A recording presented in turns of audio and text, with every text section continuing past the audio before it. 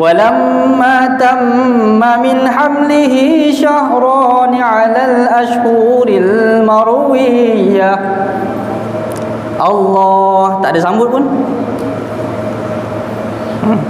Rawi 4. Dan apabila telah sempurna 2 bulan dalam kandungan.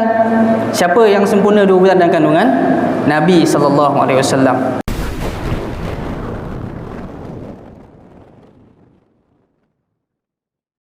Wabarakatuh.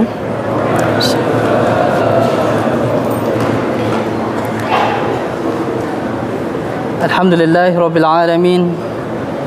Wabihi nasta'in ala umuri dunya waddin. Wassalatu wassalamu ala rasulillahil amin sallallahu alaihi wasallam.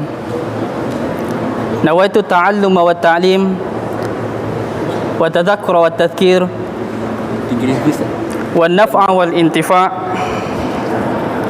wal ifada wal istifada wal hassa ala tamassuki bi kitabillah wa sunnati rasulillah wa da'a ila al huda wa dalalah ala al khairi ibtigha'a wajhillah wa mardatihi wa qurbihi wa thawabihi lillahi ta'ala.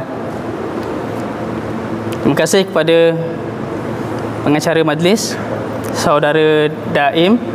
Betul kalau saya salah betul kan? Yang saya hormati barisan pengurusan tertinggi Kolej Kemahiran Tinggi Mara.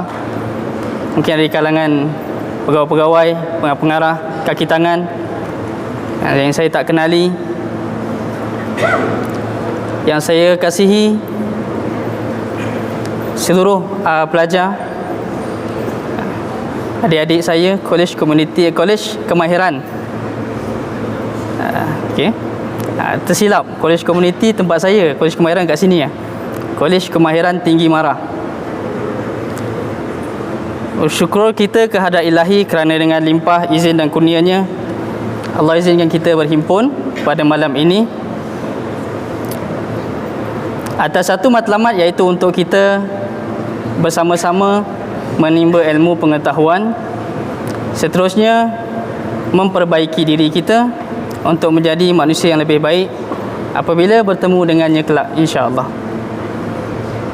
Jadi untuk yang hadir ke majlis pada malam ini perlu tetapkan niat dahulu. Sahaja aku hadir ke kuliah pada malam ini untuk belajar ilmumu kerana Allah Ta'ala. Niat ni terpakai untuk semua situasi. Wa imma pergi kelas, wa imma pergi mana, niat kena pertama. Niat kena nombor 1. Ya? Apapun, terima kasih saya ucapkan sekali lagi kepada Kolej Kemahiran Tinggi Mara atas kesudian menjemput saya untuk hadir ke memberi peluang kepada saya untuk menyampaikan sedikit kuliah pada malam ini. Lama dah sebenarnya Ustaz Faris, sahabat saya Ustaz Faris, pelawa untuk buat perkongsian. Kata ceramah ni hebat sangat, perkongsian. Jadi bertepatan dengan sambutan Maulid Nabi yang kita akan raikan. Kedatangannya pada hari Ahad hadapanlah, insya-Allah, jika panjang umur sihat badan. Jadi apa yang mengagumkan saya pada pertama kali saya jejak sampai tadi, saya bersama dengan saya punya sahabat, pegawai penerangan saya malam ni, bantu untuk buat rakaman, Encik Fairuzan, pegawai juga, salah seorang pegawai di tempat saya. Tak kala kami sampai sini, kami dialunkan, diperdengarkan dengan lantunan azan yang sangat wow, awesome, orang putih kata kan, mengagumkan. Suaranya cukup lunak. Siapa pelantun azan tadi? Maghrib tadi? Bilal tetap surau ni ke masjid ni ke? Masjid ke surau ni? Surau Allah besar. Tahniah, suara wow. Okey. Jadi besarlah harapan sekiranya pelajar-pelajar lain juga dapatlah mengikuti juga, mengambil juga kebaikan daripada sahabat kita tadi tu. Orang hebat tu, sedap suaranya, suka dengar. Okay? Jadi apa pun malam ni yang saya nak buat perkongsian mungkin tak lamalah, sekejap sajalah. Kalau ikut pada Ustazah Munirah tadi sampai 8.30. Tapi saya mungkin lengah-lengahkan masa, sembang-sembang sikit-sikit, habislah kejap lagi. Tajuk yang saya nak bawa pada malam ini, sedikit perkongsian berkaitan dengan Happy Birthday Ya Rasulullah, selamat ulang tahun kekasihku. Tu nak hadirkan rasa cinta tu kena ada sambutan, kena ada kerakyat, kena ada majlis. Kita nak sambut sesuatu majlis tu, kita perlu hadirkan rasa gembira dulu. Jadi kalau kita kira majlis tu nak sampai jauh lagi, majlis tu jauh lagi nak sampai hari Ahad. Tapi kita hadirkan rasa gembira kita awal. Masruran bil Aid, gembira dengan sambutan hari ini. Itu pun sudah cukup menggembirakan juga hati Nabi SAW. Jadi kita nak ambil faedah malam ni, kita nak ambil manfaat malam ini, mungkin sedikit beberapa perkongsian lah. Bukan ceramah, perkongsian sahaja. Kerana dalam kalangan sahabat-sahabat saya yang berada di KKTM sendiri, Ustaz Affan, mungkin mereka yang lebih layak duduk di depan ni sebenarnya. Tetapi terima kasih kerana penghargaan ini atas jemputan untuk saya. Jadi saya mengambil peluang ini untuk memberi sedikit sebanyak apa yang saya ada untuk para pelajar yang ada di sini, insya-Allah. Kalau kira berkaitan dengan Rasulullah ni, kalau kiralah dari jaraknya, taklah jauh dengan saya, sebab saya juga bertindak menguruskan jemaah-jemaah umrah. Saya juga bawa jemaah-jemaah umrah hampir saban tahun. Pergi ke Tanah Suci, Tanah Haram, uruskan jemaah di Saudi, bawa mereka pergi ziarah, bawa pergi telaga itu, telaga ini dan sebagainya, tempat maulid, tempat lahir Nabi SAW di Mekah dan sebagainya. Jadi sirah ni sangat dekat dengan jiwa. Tetapi kita ambil beberapa sahaja. Mudah-mudahan ada inspirasi daripada kisah ini, insya-Allah. Yang pertama, kita nak tengok kepada tajuk kita hari ini berkaitan dengan Happy Birthday. Semua orang ada hari lahir yang tersendiri, ada tarikh lahir masing-masing. Tiap kali sampai pada tarikh lahir kita, pasti sahaja kita sendiri pun seronok nak raikan, betul? Menantikan ucapan daripada pasangan. Kita sendiri pun kalau tak ada orang ucap, kita sendiri ucap untuk diri sendiri pun boleh. Tak ada orang nak raikan aku raikan sendiri pun no problem. Okay? Tapi yang kita nak ingat ini adalah satu sosok tubuh yang mana individu ini terlampau besar jasanya kepada kita dalam mengenal agama kita sendiri. Jasa sangat besar.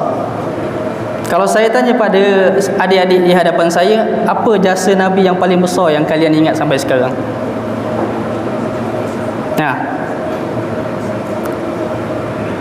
Berapa banyak pesan Nabi yang kita ikut hari ini, yang kita follow hari ini? Tak banyak, sikit pun kita ikut. Apa dia yang kita amalkan? Perhati balik, tengok semula. Tengok balik. Pesanan-pesanan Nabi ni umpama mesej-mesej WhatsApp, mesej-mesej di Telegram, yang mana dah pun dibukukan di dalam kitab-kitab hadis hari ni. Sahihul Bukhari, kitab Sahih Muslim, Sunan Ibnu Majah, Ahmad, Tirmizi. Itu semua pesan Nabi, cumanya dalam bentuk buku, cetakan. Kita kalau dapat mesej hari ni, bekerja kita buka, tengok siapa pengirimnya mesej ni, apa isi dalam dia. Lagi-lagi kalau orang tu orang yang kita suka. Bahkan pula hari ni kita nak bincang berkaitan dengan orang yang kita sayang. Sayang tak dengan Nabi? Apa tanda kita sayang Nabi?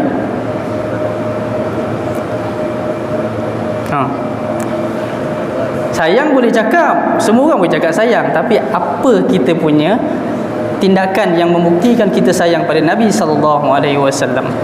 Tu. Tu kena carilah balik. Orang lain tak boleh nak tengok kita punya amal tu.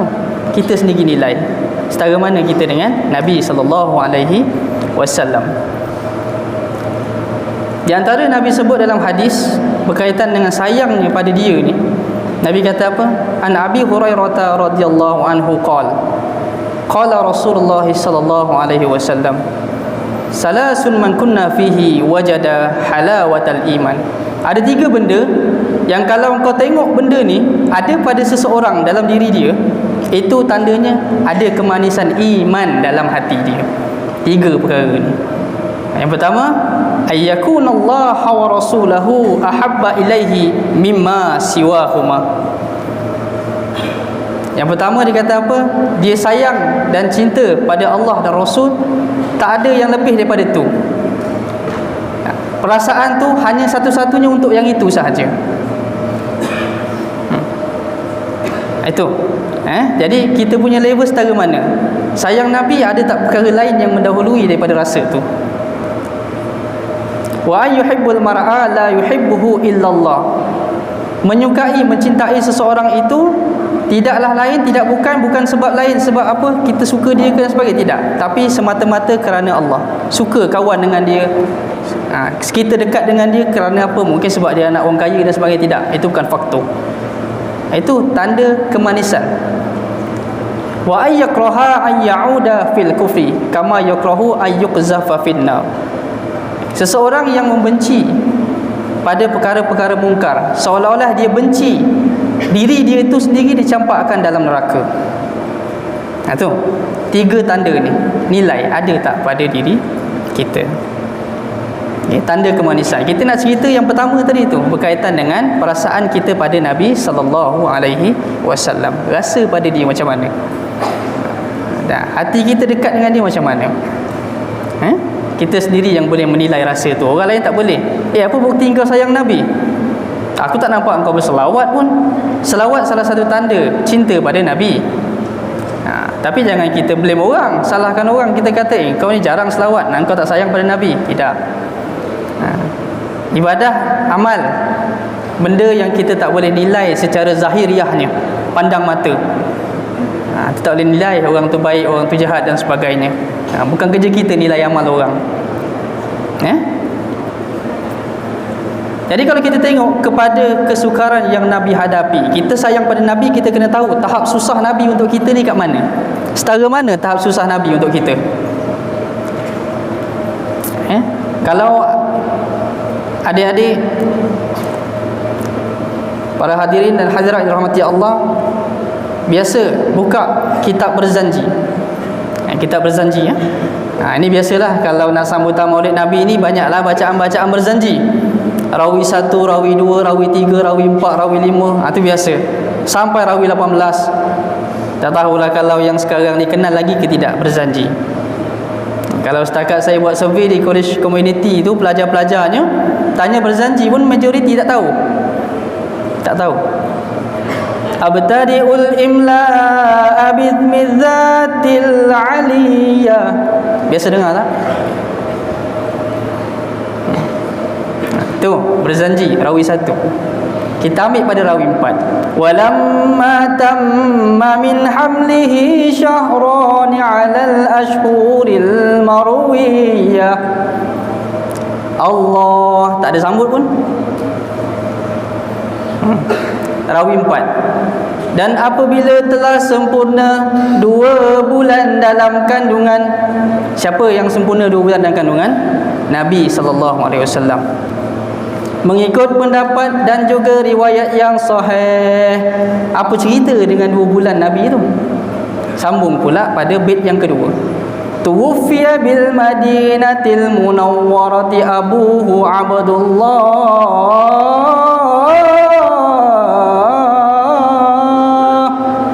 Biasa dengar tak? Biasa tak dengar tu. Wafatlah bapanya yang namanya Abdullah di Madinah Munawwarah. Allah, seronok macam tu. Rasa macam KKTM berselawat. Sedap sikit bunyinya, ada sambut-sambut kan. Kejap lagi kita kasidah habis nanti Boleh kasidah? InsyaAllah. Jadi itu, dalam kitab berjanji disusun riwayat kehidupan Nabi, disusun riwayat kehidupan keluarga Nabi itu dengan tujuan untuk kita ingat kepada baginda. Saban tahun kita sambut. Walaupun banyak orang kata maulid ini bid'ah. Tahu bid'ah tu apa? Benda buat-buat, benda yang sengaja direka cipta. Nabi tak buat, engkau buat, tak takut ke masuk neraka? Nah, kalau kira ceritanya macam tu, penceramah masuk dulu neraka. Cerita pasal Nabi duduk dulu neraka. Sebab apa? Nabi tak buat, sambutan dia. Maulid itu bid'ah. Yang pengikut ni iyalah tak apalah. Yang pengikut ni ikut imam. Imam masuk neraka, kita masuk neraka semua. Atas sebab apa? Orang tanya dalam neraka, apa hal kau masuk dalam neraka? Sebab aku sambut maulid Nabi, hari lahir Nabi. Pun masuk neraka, kan pelik namanya tu. Sambut hari jadi Nabi pun kita masuk neraka. Siapa orang pertama yang meraihkan hari lahir Nabi SAW? Siapa? Kalau saya tanya kepada adik-adik kat depan ni, boleh sebut? Orang pertama sambut maulid Nabi. Kalau sebut tanya siapa yang buat Facebook, rasa tahu semua. Mark Zuckerberg apa nama dia tu? Siapa? Orang yang menyambut kelahiran Nabi. Siapa? Tak dengar. Kalau boleh berdiri, saya bagi mic boleh ke sana tu. Siapa nama? Ada yang kenal? Abdul Uzza bin Abdul Muttalib. Siapa dia? Bapa saudara Nabi. Jauh, suara sayup je. Moga pahala buat anda kat belakang tu, insya-Allah. Jauh. Menyumbanglah juga, ada manfaatnya. Jauh, walaupun jauh tapi suara ni ada kat sini. Hebat tu. Malaikat tanpa sayap. Okey, orang pertama yang sambut adalah Abdul Uzza bin Abdul Muttalib. Siapa tu? Bapa saudara Nabi, bapa sendiri, bapa saudara sendiri, sedarah seibu dan sebapa, darah daging lah. Siapa dia? Gelaran dia siapa? Orang jarang kenal nama penuh ni. Orang jarang kenal nama penuh sebut Abdul Uzza, siapa? Tak kenal lah. Tapi bila kita sebut namanya itu Abu Lahab, kenal? Siapa tak kenal? Abu Lahab, Insta famous zaman tu. Insta famous, TikTokers. Kalau boleh ngumpat dia, kita ngumpatlah dia kan. Abu Lahab, orang yang begitu fanatik waktu kelahiran Nabi, seronok dia sambut.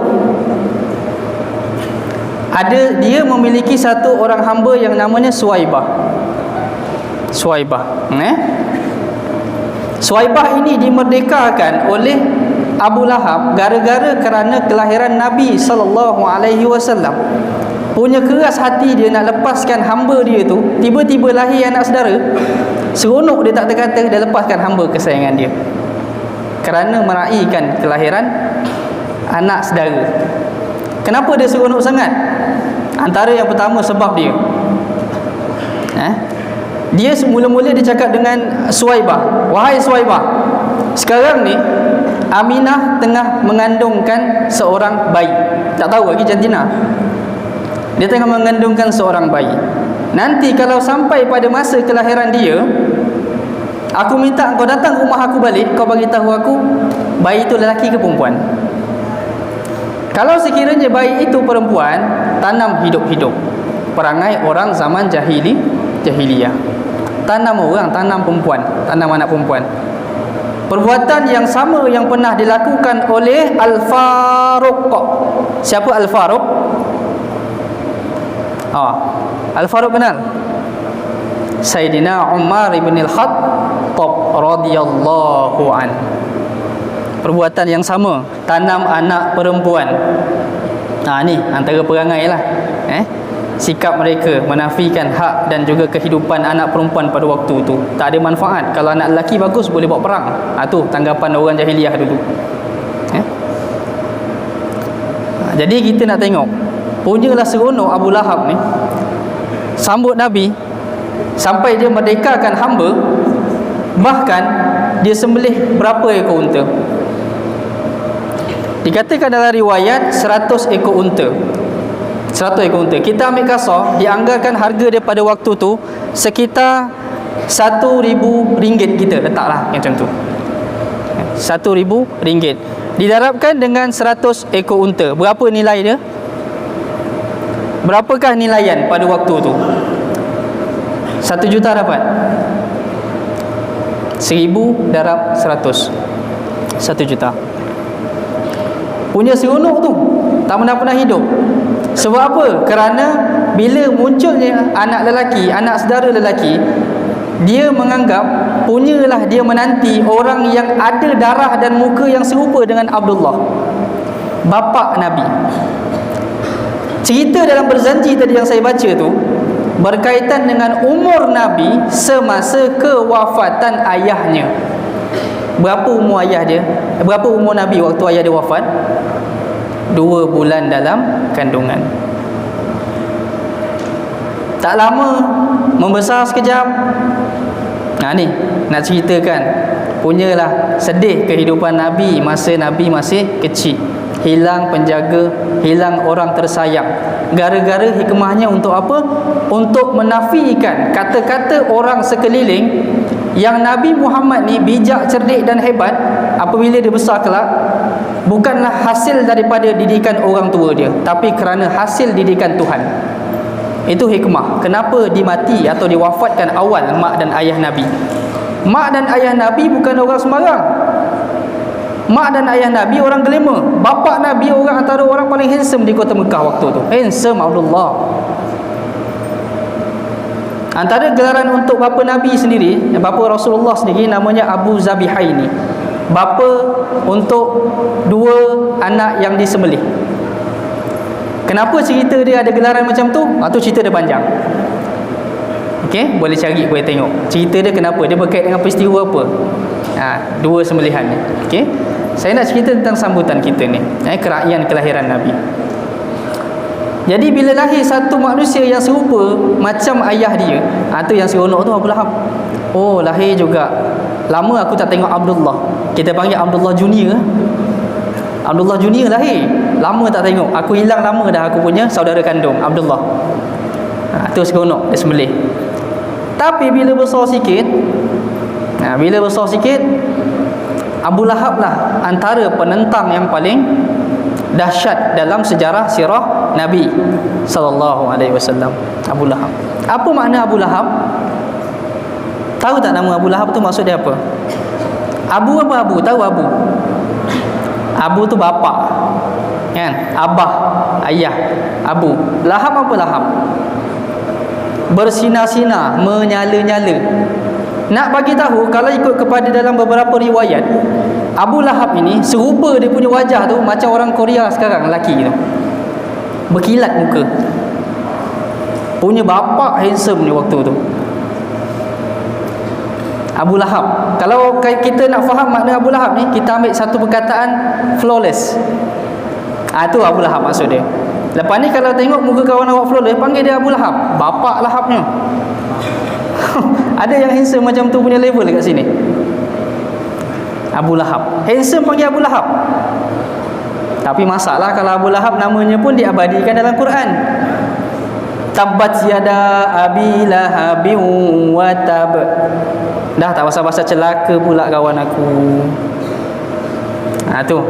Nak katanya orang handsome ni dipanggil sebagai Lahab. Menyala-nyala, bersinar-sinar wajah dia, tu flawless. Tu orang Korea tu, wajah orang Korea tu flawless tu. Itu Lahab tu. Lahab. Jadi penentang yang paling kuat untuk dakwah Nabi sallallahu alaihi wasallam. Tak terjangkau dia punya kejahatan dia tu. Tak terjangkau kejahatan dia. Bapa saudara lawan anak saudara, bayangkan macam mana? Tak suka. Tak suka dengan ajaran yang dibawa oleh Rasulullah. Itu masalah. Sedangkan masa lahir, dia orang pertama atas muka bumi sambut kelahiran Nabi. Maulid Nabi dia orang pertama. Tapi sayang, nama diabadikan dalam Al-Quran yang mana kekal duduk dalamnya neraka buat selama-lamanya. Sayang sekali. Dan dikatakan dalam beberapa riwayat, Abu Lahab ini apabila tiba sahaja pada hari Isnin, maka azabnya juga dikurangkan. Gara-gara apa? Gembira dengan kelahiran Nabi sallallahu alaihi wasallam. Bayangkan, gembira satu kali saja sebab Nabi lahir. Kita hari ini duduk atas muka bumi, berapa banyak kali gembira dengan Nabi. Allahumma salli ala Muhammad wa ala alihi wasallam. Allahumma salli. Sampai hari Jumaat, hashtag jom berselawat. Hashtag tak selawat lagi ke? Macam-macam. Kat Facebook, Instagram, macam-macam tagline orang sekarang buat, kan? Jadi sebab itu, tanda kita sayang kepada Nabi, jalannya melalui selawat. Perbanyakkan selawat. Sayang orang terdekat dengan Nabi pun Nabi tak mampu nak selamatkan, gara-gara hati dan jiwanya jauh daripada menerima kebenaran. Abu Lahab. Okay. Kemudian itu cerita Nabi dia tentang. Yang memberi kesan terbesar yang tak sempat Nabi rasai adalah kasih sayang daripada seorang ibu juga. Ibu Nabi dalam beberapa riwayat disebutkan meninggal pada umur Nabi 4 tahun. Sempatlah Nabi menyusu 2-3 kali. 2-3 kali saya Nabi sempat susu dengan ibu dia, ibu kandung. Seterusnya itu dah duduk dengan mak susuan. Siapa mak susuan Nabi? Siapa nama mak susuan Nabi? Ada berapa orang mak susuan Nabi? 2, alhamdulillah. Halimatul Sa'diyah, kau ibu barakah. Itu nasyid tu. Yang kedua, Suwaibatul Aslamiyah. 2 orang ni yang menyusukan Nabi sejak Nabi masih kecil. Tak kala kehilangan ibunda yang tercinta, wafatnya Aminah binti Wahab, wanita terulung, agung dan yang tercantik di kota Mekah pada waktu tu. Bukan biasa-biasa keturunan Nabi. Sebab itu orang paling elok rupa parasnya adalah Nabi SAW. Kan kalau kita kata lebih-lebih, nanti kita kata Nabi Yusuf pun orang kata handsome juga. Jangan kira macam tu. Banyak hari antara hari tak semulia hari Jumaat. Banyak nabi antara nabi tak semulia Nabi Muhammad. Sedap tak pantun tu? Tak semulia Nabi Muhammad. Bukan kita kata nabi lain tak mulia, bukan kita kata kita menafikan kemuliaan rasul yang lain, tapi kerana kita umat Muhammad, kita bangga. Khairukum ummatun ukhrijat linnas. Umat Muhammad, kami kategorikan mereka sebagai sebaik-baik umat. Sebaik-baik umat. Punya hebat level umat Nabi Muhammad ni. Nak kata sebaik-baik umat punya level di padang mahsyar, dalam hadis disebutkan antara yang pertama Nabi, waktu kita dihimpunkan di padang mahsyar, yang pertama akan dipersoalkan, diperhitungkan adalah kaum Nabi Nuh.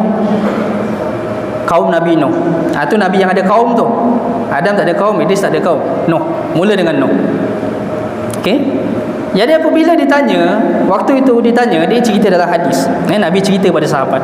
Apabila ditanya kepada Allah, bertanya kepada Nabi Nuh, adakah engkau telah menjalankan amanah, menyampaikan risalah? Hal qad balagta risalatah? Adakah kau dah jalankan, dah sampaikan risalah yang aku suruh? Nabi Nuh kata apa? Dah, aku dah sampaikan. Aku dah buat program macam-macam. Aku dah buat seminar. Aku dah buat kelas online, contoh aku dah buat kelas online, aku dah buat seminar macam-macam dah. Program jom berselawat semua aku buat dah. 950 tahun punya lama nak tarik manusia dekat dengan agama. Hasilnya dia punya pengikut berapa orang? Berapa orang pengikut Nabi Nuh? 83 orang. Dahsyat dakwah punya panjang, tapi pengikutnya sikit saja. Bukan mini love sikit, nak bagi tahu sikit je. Nanti kan ingat saya buat mini love macam Wan Chai pula kan. Okey, jadi nak bagi tahu punya panjang tempoh masa dakwah tetapi hasilnya orang tak terima. Itu Nabi Nuh. Lalu bila Allah tanya nak ceritakan sikap adil, Allah tahu dah. Kalau cerita dia, Allah tahu yang mana betul. Tentu Nabi Nuh betul. Tahu dah sang pencipta. Tapi sengaja Allah nak tunjukkan sikap adil. Adil. Wahai kaum Nuh, betul ke Nuh ni buat kerja dulu? Betul ke Nabi Nuh ni buat kerja dulu? Dah sampaikan ke dakwah pada korang? Dah ceritakan ke tentang aku, Tuhan yang satu, Esa? Tak. Jawab dia punya umat, tidak. Nuh tak buat pun. Tak ada pun kata buat kelas online apa, tak ada. Tipu. Tak ada. Bayangkan. Nah, dia menafikan depan Tuhan dan lipat lagi tu, tipu orang lagi. Tipu lagi, masih tipu Tuhan tu masalah. Nah, tu sikap. Lalu bila Allah kata, jadi macam mana ni Nuh? Wahai Nuh, macam mana ni kira ni? Kau punya umat sendiri pun tak mengaku. Engkau sampaikan risalah pun masih menafikan. Lalu apa yang Nabi Nuh kata dalam hadis? Nabi Nuh kata, tanyalah kepada umat Muhammad sallallahu alaihi wasallam. Punya hebat. Tiba-tiba sebut umat Muhammad. Kalau kira yang dikumpulkan di padang mahsyar tu bukan ikut kira ranking Rasul, ikut ranking Nabi. Nabi ada berapa?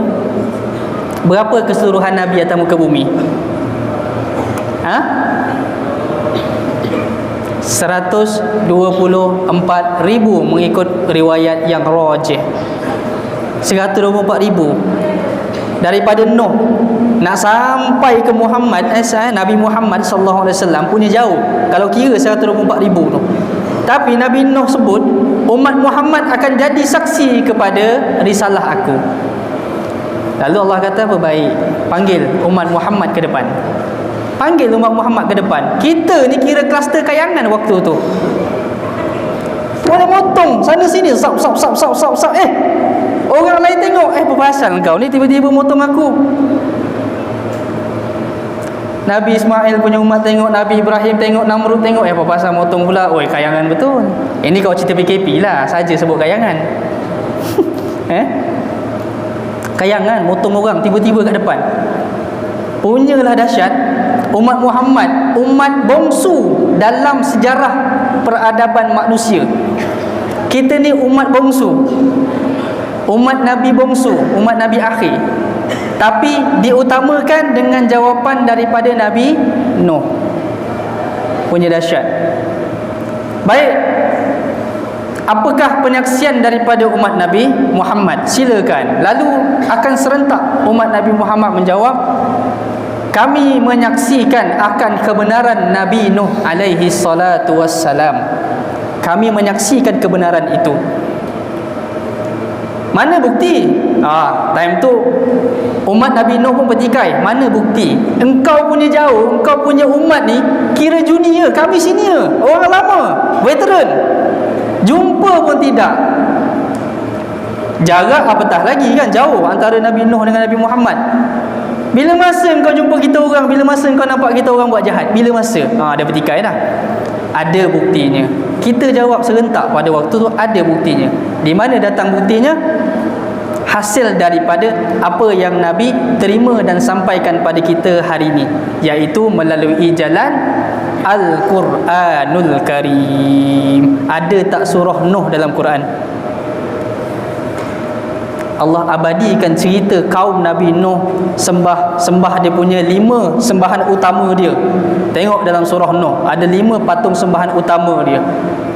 Masih lagi tak mengaku. Waktu tu bila kata ada kitab, satu kitab yang menceritakan khusus tentang perangai sikap dia orang, umat Nabi Nuh ni tertunduk, tepuk dahi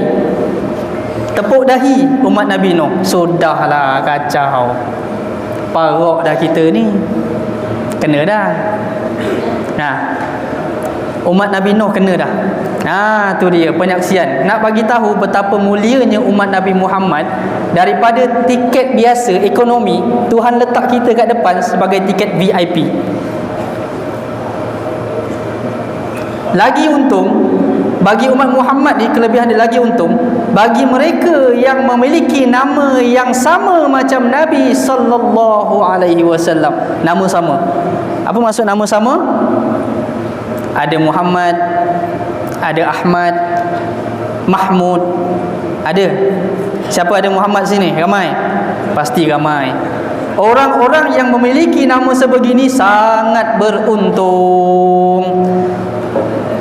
Kalau masuk neraka, budak-budak yang orang-orang yang ada nama Muhammad ni, Ahmad, Muhammad, Mahmud, inilah kohort-kohort dia, grup-grup pertama yang keluar dulu daripada neraka. Asbab daripada menumpang nama Nabi SAW. Ini sebut dalam hadis. Wih, seronok juga ustaz kata macam tu. Boleh buat dosa. Ada nama Muhammad, selesai. Nama saya tak ada nama Muhammad, macam mana? Nama saya Omar je, tak ada nama Muhammad. Sudah. Engkau tak boleh buat dosa banyak. Kalau orang tak ada nama Muhammad ni, kalau ada nama Muhammad, boleh karaoke 10 lagu kalau pergi nyanyi. Boleh karaoke 10 lagu tau, kat karaoke Jamban tu. Yang tak ada nama Muhammad ni jangan mimpi. Kalau 10 tu ambil satu sudahlah. Engkau ahli neraka, susah nak keluar nanti. Nak bagi tahu macam tu punya mulia nama yang ada Muhammad ni. Masya Allah. Dah perempuan pula. Habis saya macam mana? Siti, Azizah, Rokiah, nama semua kampung-kampung dia, sedap dia bunyi. Nama kampung kan. Habis macam mana saya? Tak ada kelebihan Muhammad tu. Sudah. Yang itu usah dipertikai, kerana kelebihan itu adalah pada pemilik yang bernama Muhammad Mahmud Ahmad, yang memiliki kemiripan dengan nama Nabi SAW. Punya beruntung kita yang sipi-sipi, yang serpihan dengan Nabi pun dapat tempias juga. Punya untung kita. Allahumma salli ala Muhammad. Seronok ke tidak? Kalau tak bertambah rasa cinta dengan Nabi, tak tahu lah, rasa biasa lagi je. Dah sebut nama Muhammad, sama dah. Tapi tak ada rasa sayang dan cinta dengan Nabi, itu masalah. Malu rasanya mengatakan cinta kepada dia, kekasih Allah, kerana dia insan mulia, sedangkan diriku insan biasa.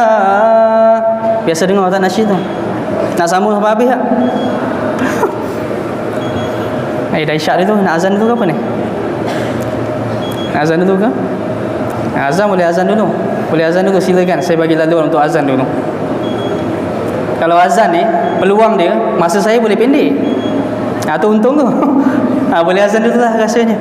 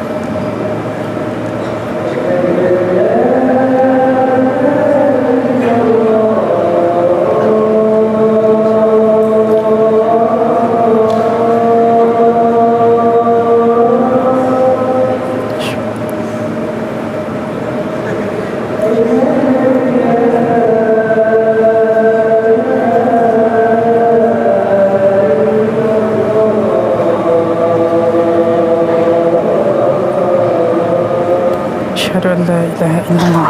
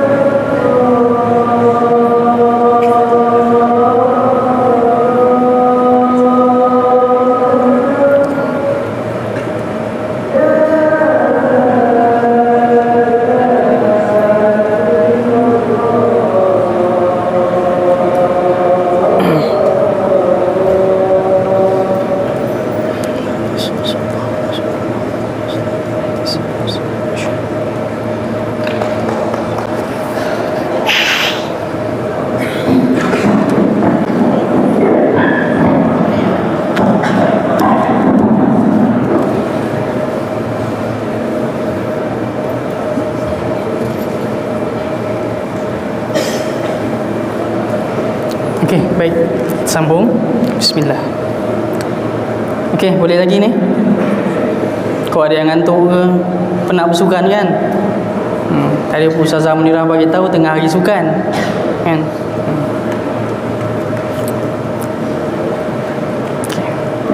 Okey, sambung kita punya syarahan sikit lagi insya-Allah. Okey.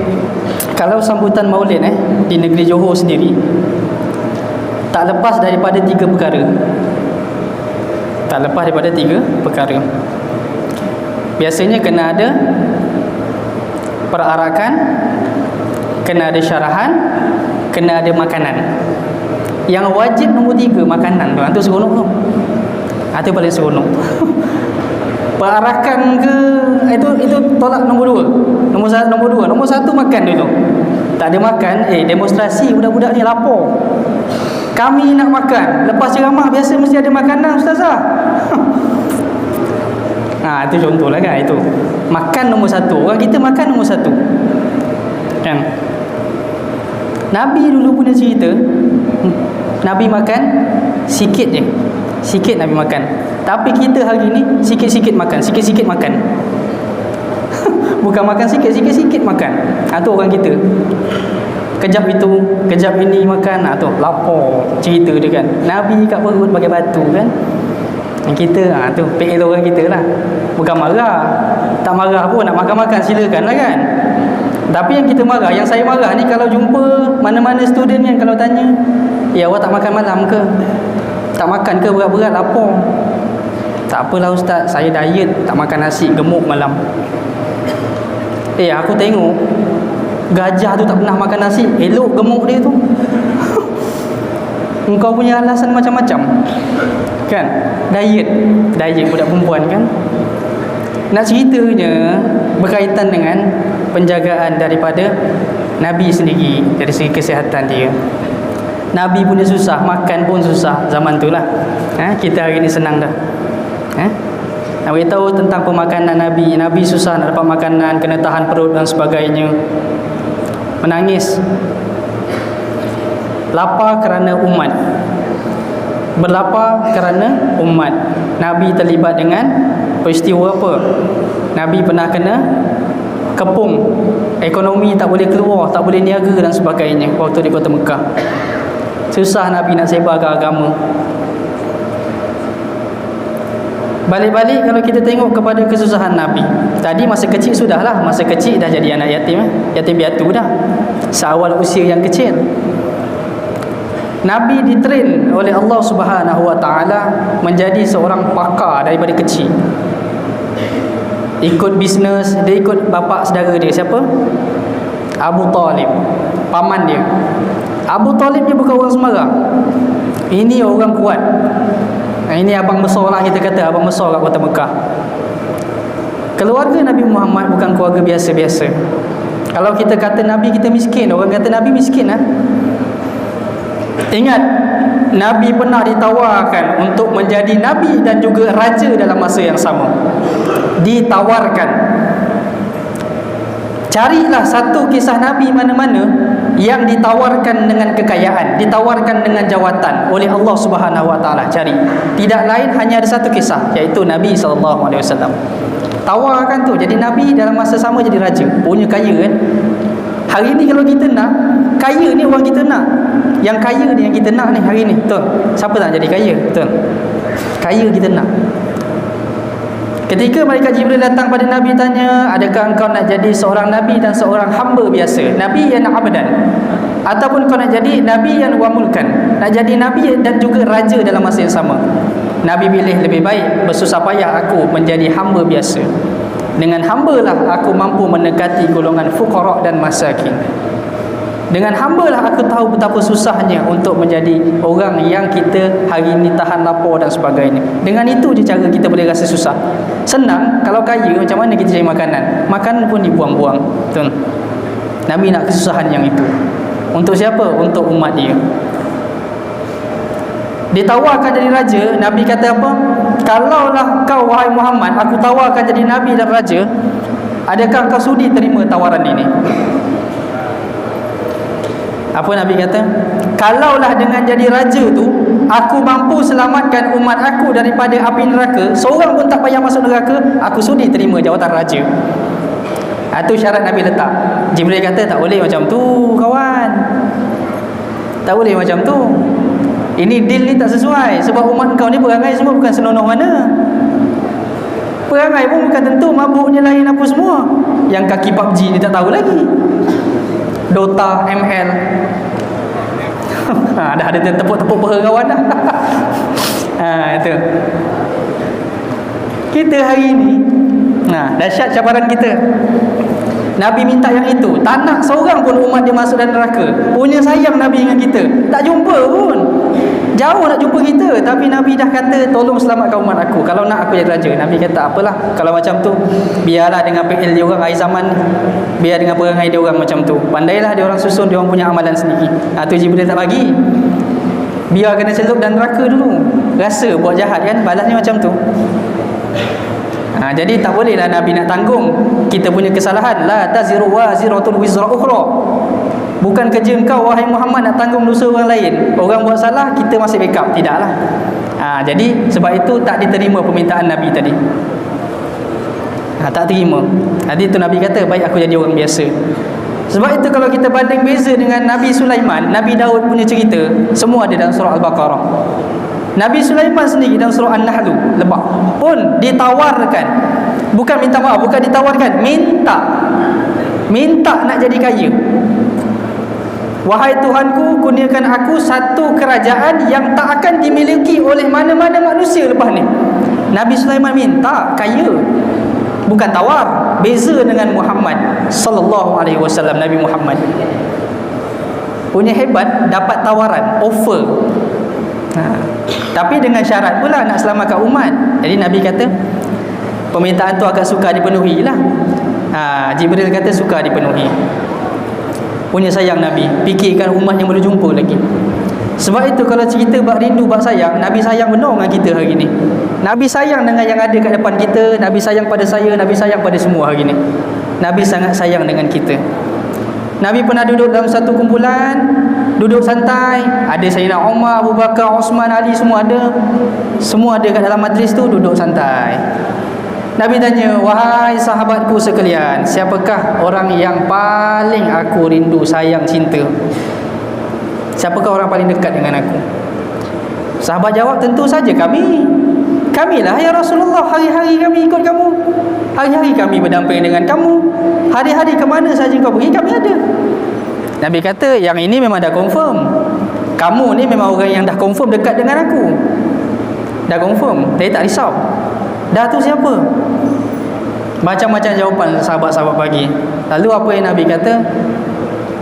Orang yang aku sayang, yang aku cinta, yang aku rindu adalah mereka-mereka yang amanu bi walam yarawni. Mereka beriman dengan aku sekalipun mereka tak pernah nampak muka aku. Beriman, percaya, rindu, sayang, kasih, itu termasuk dalam perkataan iman. Kalau percaya saja tak ada rasa sayang, tak jadi. Sebab itu kita tengok kita punya nilaian dengan Nabi dekatnya macam mana. Nabi punya rindu, sayang dan cinta. Yang Nabi iktiraf dekat dengan Nabi adalah orang yang tak pernah jumpa aku. Siapa dia? Kita hari ini. Ramai orang bercita-cita nak jumpa Nabi, nak mimpi Nabi. Yang mengaku jadi Nabi lagi ramai. Betul? Kat Pahang ada Nabi, kat Terengganu ada Nabi, kat Johor ada Nabi. Hari ni Rasul lagi banyak. Orang suka jadi Nabi ni. Time kena kejar dengan majlis agama, letak jawatan sekejap. Saya tak jadi Nabi lah hari ni, cuti.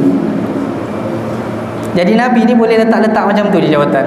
Nabi ni jawatan yang istimewa, yang ditawarkan, yang dilantik oleh bahagian sumber manusia daripada Arash. Khusus bahagian JPA sana tu, Tuhan tu, JPA dia, Jabatan Perkhidmatan Awam sana. Bukan suka-suka kita lantik. Sebab itu kita kena perhatikan keadaan sekeliling kita hari ini. Banyak orang mengaku jadi Nabi. Nabi ni bukan ciptaan, jawatan yang dicipta, tetapi jawatan yang dianugerahkan kepada insan terpilih. Oh, sedap perkataan insan terpilih. Macam ayam mak kilau kan, dalam kalangan manusia. Itu sesuai lah tu dengan ayat untuk Rasul tu. Dalam kalangan manusia pasti akan ada satu insan yang terpilih yang bertujuan untuk memperbaiki ummah manusia. Aku harap engkau lah kilau. Oh, tiba-tiba aku harap engkau lah orang itu, Rasulullah sallallahu alaihi wasallam. Dan itulah kita punya the savior, the real savior, penyelamat yang sebenar-benarnya, yang menyelamatkan kita daripada akidah yang sesat. Itulah Rasulullah sallallahu alaihi wasallam. Besar nilai tanggungjawab dia dengan kita. Tengok hari ini kita dengan dia macam mana. Perhatilah sendiri, nilailah sendiri. Orang lain tak boleh nilai benda tu. Tengok balik sedalam dan sejauh mana kita dengan Nabi sallallahu alaihi wasallam. Baik, saya ambil sikit cerita berkaitan dengan musuh-musuh Nabi pula. Cerita susah Nabi tadi dah, lapornya, menderita waktu kecil tak jumpa orang tua. Okey, cerita pasal musuh Nabi. Musuh Nabi pun sama juga. Ini pun orang yang tak berhati manjang dengan Nabi. Siapa kepala-kepala yang musuh dengan Nabi ni? Tahu tak nama dia? Kenal tak musuh-musuh Nabi ni?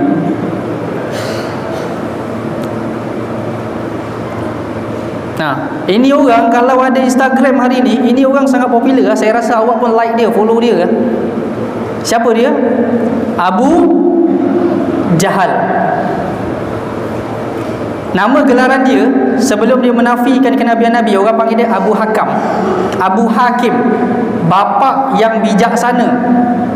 Tapi bila dia menafikan apa yang Nabi bawa dalam bab akidah, menafikan kebenaran, digelar oleh Nabi dengan panggilan Abu Jahal, bapa bodohnya dia ni. Oh, sedap nama dia, bapa bodoh, sedap kan?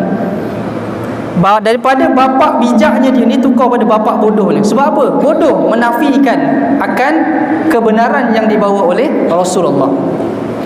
Sedangkan setiap malam Abu Jahal, Abu Sufyan dan bersama seorang lagi musuh-musuh pembesar kota Mekah pada waktu tu, tiap malam pergi mengendap Nabi baca Quran kat rumah.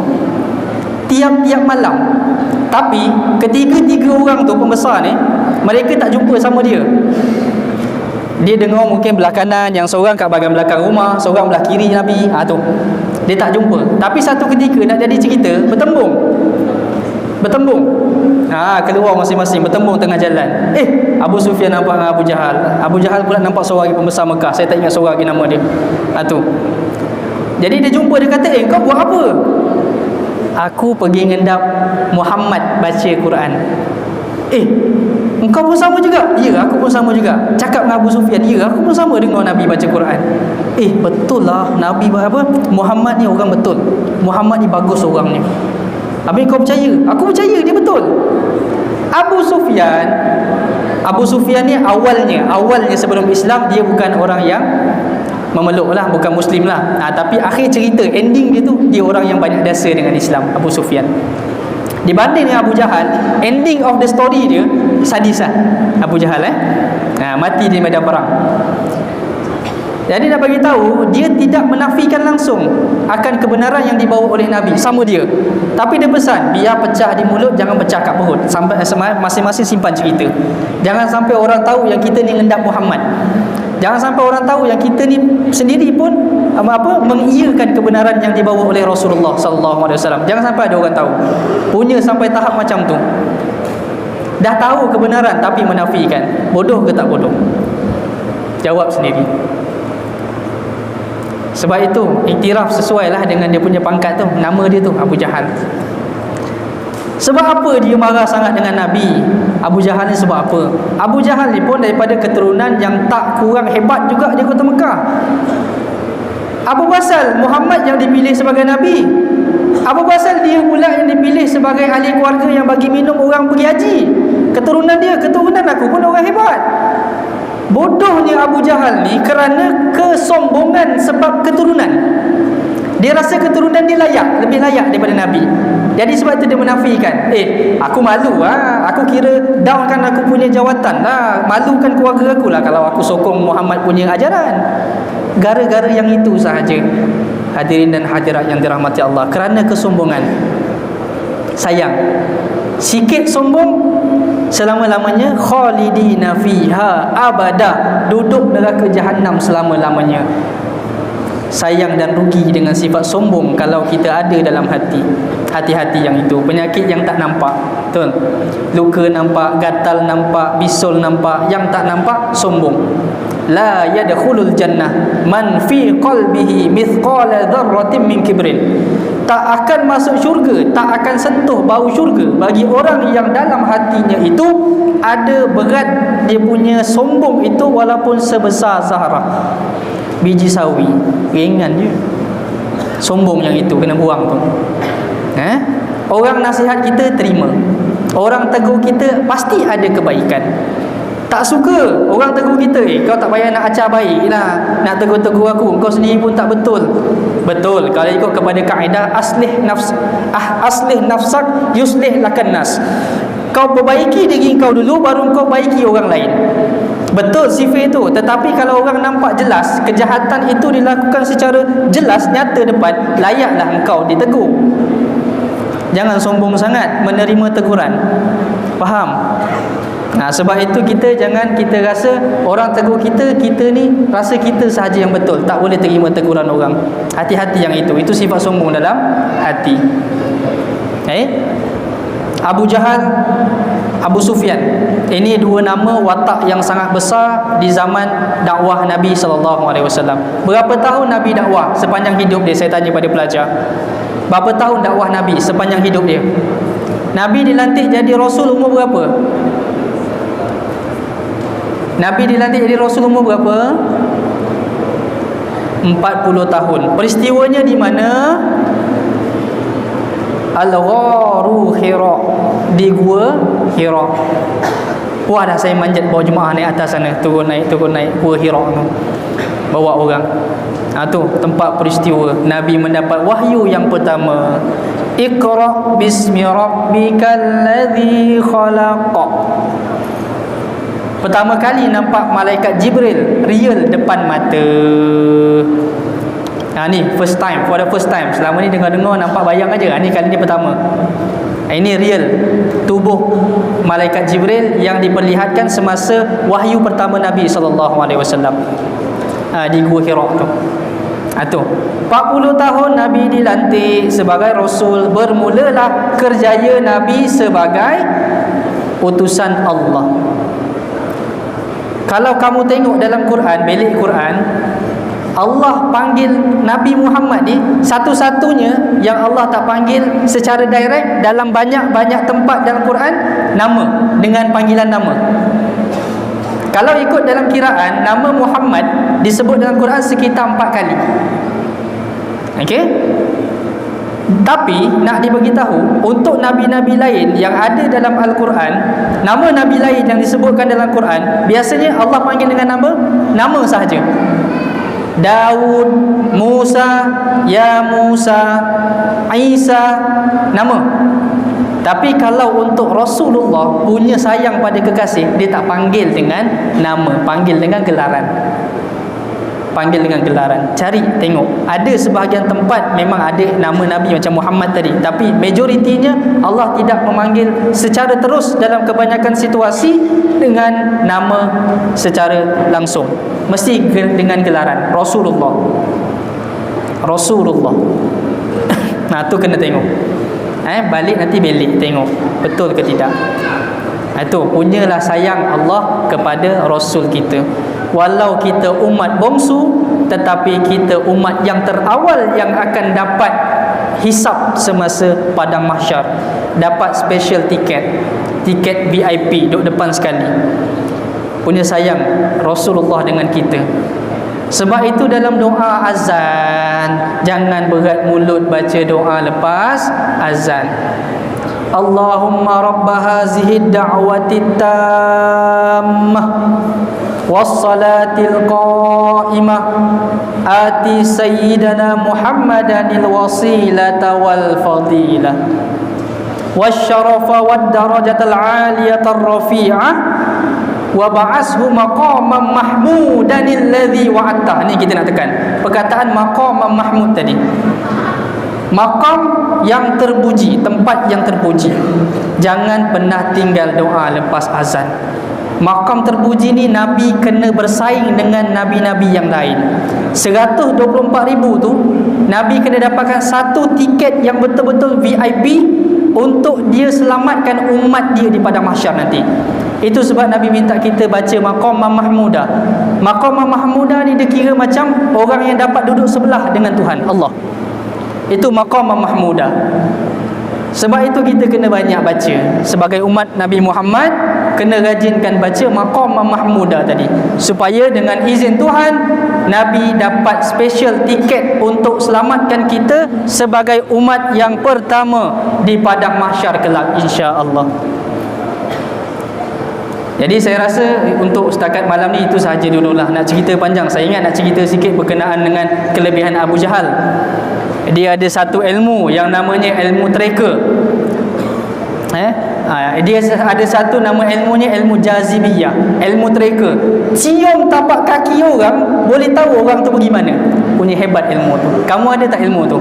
Cium tapak kaki kawan, cium stokin kawan, tahu kawan tu kat mana. Cuba kita tahu saya, ada tak?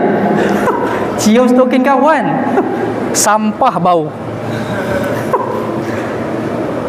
Ilmu itu orang Melayu ada. Ilmu tu orang Arab istimewa, Tuhan bagi, Allah bagi istimewa pada orang Arab. Yang itu saya tak nak sentuh. Kalau ada rezeki sampai sini lagi saya cerita yang itu.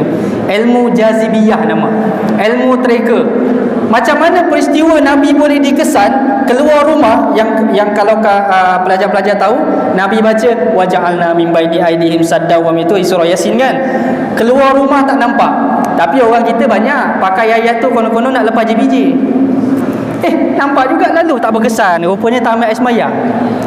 Baca tak ambil air sembahyang tak berkesan pula ayat tu. JBJ kena tahan juga, cermin gelap. Ini ilmu jazibiyah, cerita dia best. Tapi saya tak nak share malam ni. Kalau ada rezeki saya akan jumpa dengan saya punya adik-adik ni semula, insya-Allah. Kalau panjang umur, sihat badan, insya-Allah. Oh, rasa bercakap depan ramai orang ni rasa macam Ustaz Azhari terus. Sedap pula bercakap. Saya dah biasa berkuliah.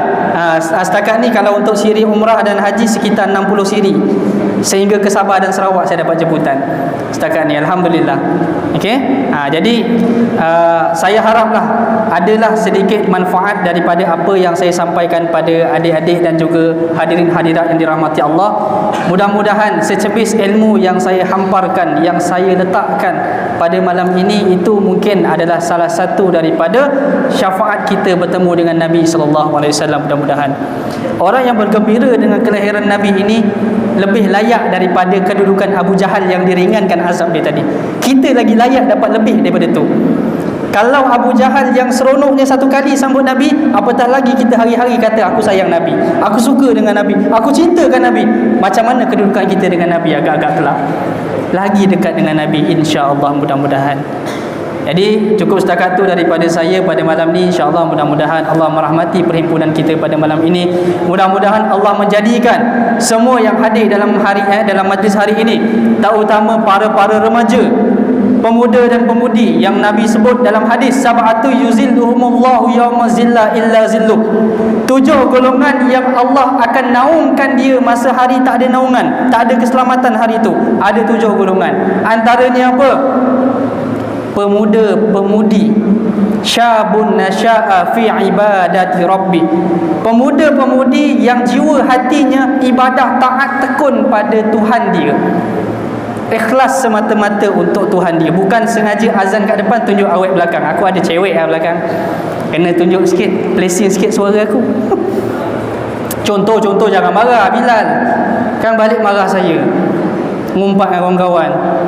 Contoh Jadi itu golongan pertama anda dapat malam ni.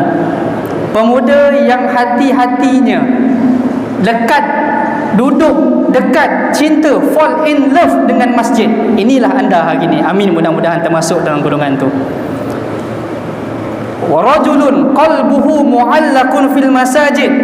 Para remaja, orang-orang yang hati dan jiwanya cinta dengan masjid, mudah-mudahan kitalah orang tersebut. Amin, insya-Allah. Satu lagi golongan, mudah-mudahan kita juga termasuk dalam 7 golongan yang Allah selamatkan kita pada hari tak ada naungan. Rajulun tahaba fillah ijtama'a alaihi wa tafarraqa alaihi. seseorang, dua orang, ataupun kita yang ramai-ramai ni yang duduk dalam satu majlis, yang saling mencintai, yang saling suka, yang saling rindu semata-mata kerana Allah Subhanahu Wa Taala. Berpisah kita kerana Allah, bertemu kita kerana Allah, maka dapatlah kita syafaat daripada 7 golongan tadi. Mudah-mudahan 3 golongan ni kita dapat malam ni, insya-Allah. Jadi itu sahaja daripada saya. Kita tutup kita punya kuliah malam ni insya-Allah dengan doa dahulu. Auzubillahi minasyaitonirrajim. Bismillahirrahmanirrahim. Alhamdulillahirabbil alamin wassalatu wassalamu ala asyrofil anbiya'i wal mursalin wa ala alihi washabihi ajma'in. Allahumma ja'al jam'ana hadza jam'an marhuma wa tafarruqana min ba'dihi tafarruqan ma'suma.